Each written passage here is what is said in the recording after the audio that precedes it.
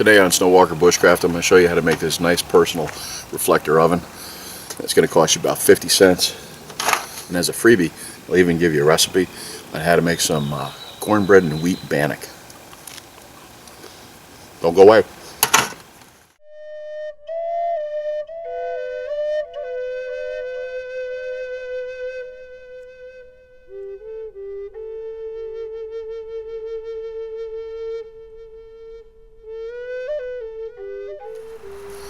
Don't ask me why I even decided to do this video today, because it's 100 degrees out here and we got about 98% humidity. Anyway, I wanted to show you a little bit of bushcraft badassery today.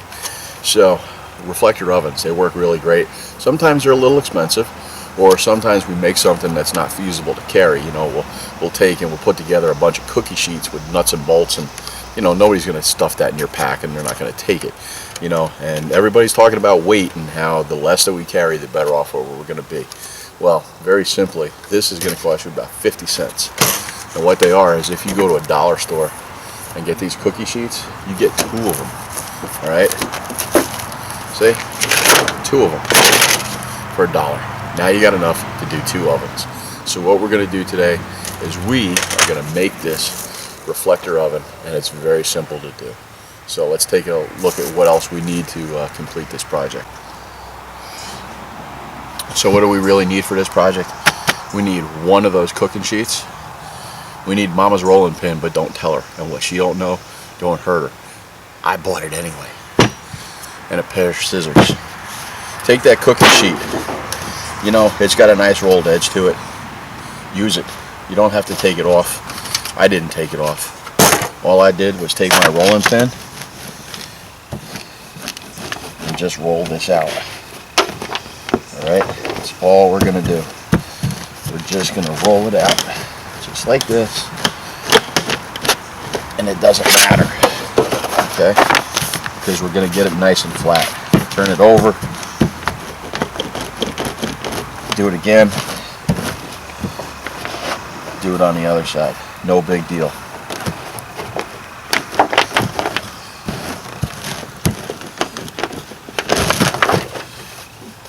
Okay, take it, it's nice, it's going to be flattened out. Now, find the center of it, just fold it,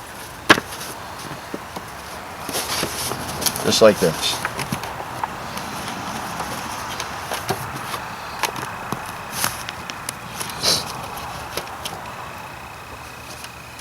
Okay, once we have it folded, okay, we know where our center is.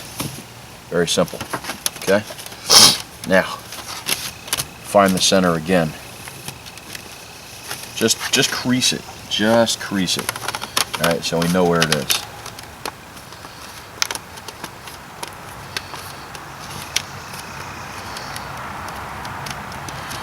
No biggie. Undo it again. Take this side. Fold it right to that center piece.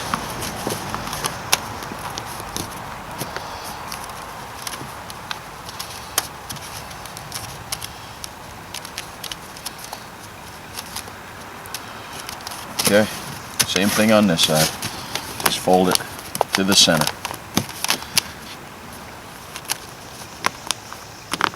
Just like this. Just fold it. Okay, now we go like this again.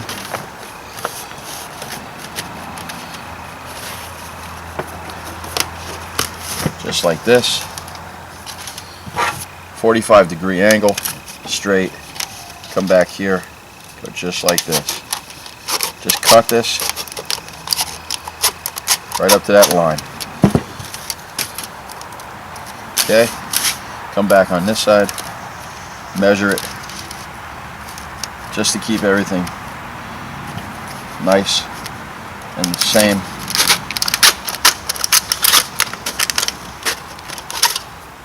Just like that. Okay, see where we are? Now, we bend this there, just like this. We bend this one in the same place. It don't have to be pretty. It's just got to work.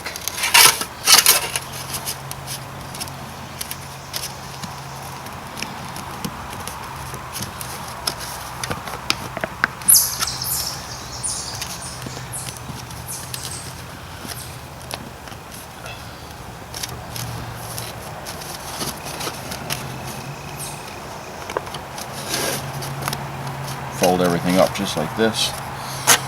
Here's my other one, right? I'm just taking these spring clips off. Spring clips don't even have to be this big. They can be paper clips. They don't have to be spring clips. As you can see here, same difference. Okay, so now we just take this. We put one end here. Take a spring clip. Take this end here.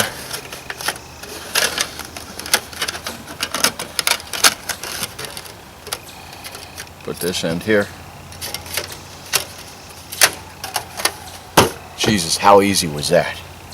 For 50 cents, I just made a reflector oven that I can pack up, put in my pack, and not even worry about it. When I'm all done, take it apart, fold it in, fold it in, fold it over. Hell, I could fold it over like this if I really wanted to.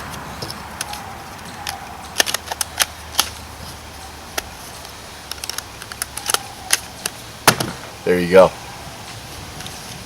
It doesn't weigh anything. I'm not weighing it for you. Take my word for it. It doesn't weigh much.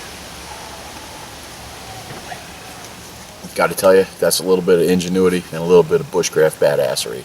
Anyway, told you I'd give you a Bannock recipe to go along with this. This Bannock that we're making today is simply nothing more than a half a cup of wheat flour, a half a cup of cornmeal flour. All right, not the meal, but the flour itself. I put in a handful of craisins. I put in a tablespoon of sugar. I put in a quarter tablespoon of baking powder. I put in just a little bit of salt, just a little bit of twist from the salt shaker there. So I get the kind where you got to grind it up. Put it in there, mix it up with enough water just to make it into a stiff dough. I rolled a little bit of cornmeal on the outside. That's where I did use cornmeal just to keep it up off the pan.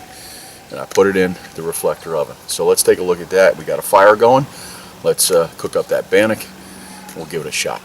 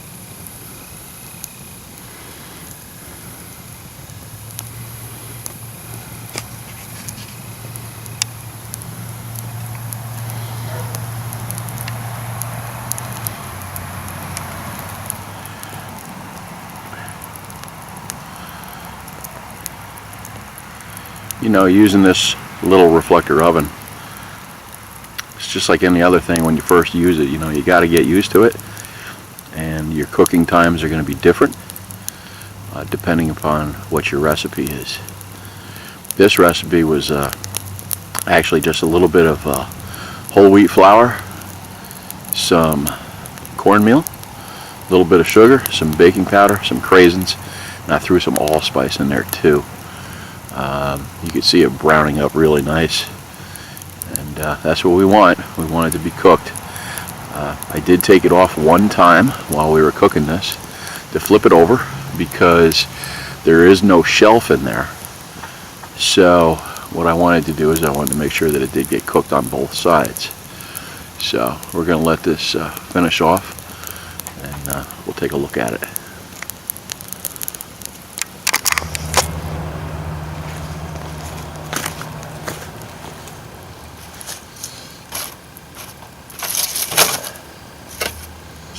wish you guys could actually smell this right now, because the cornmeal and everything on here is really good. Take a look at this side, and we'll take a look at the back side. And this is still actually pretty hot, but it's firm, and that's what we want. So we'll check it right now with a stick. See what we can find. Yeah, that one will work. Let's take this off. You know, it's just like a toothpick when you're cooking. Put it in. If it comes out clean, then it's good to eat. So it is done. So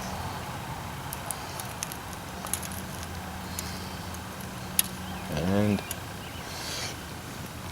looks pretty good.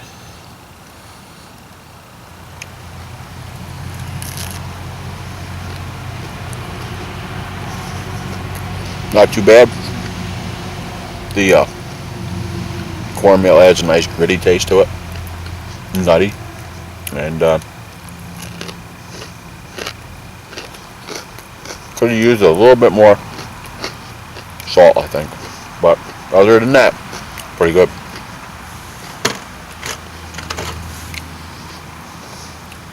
So that's the Reflector oven, big enough for one stout Bannock. You could put 2 muffins in there, you know, a small cornbread if you wanted to make something of that nature. Just like anything else, play with it, practice with it.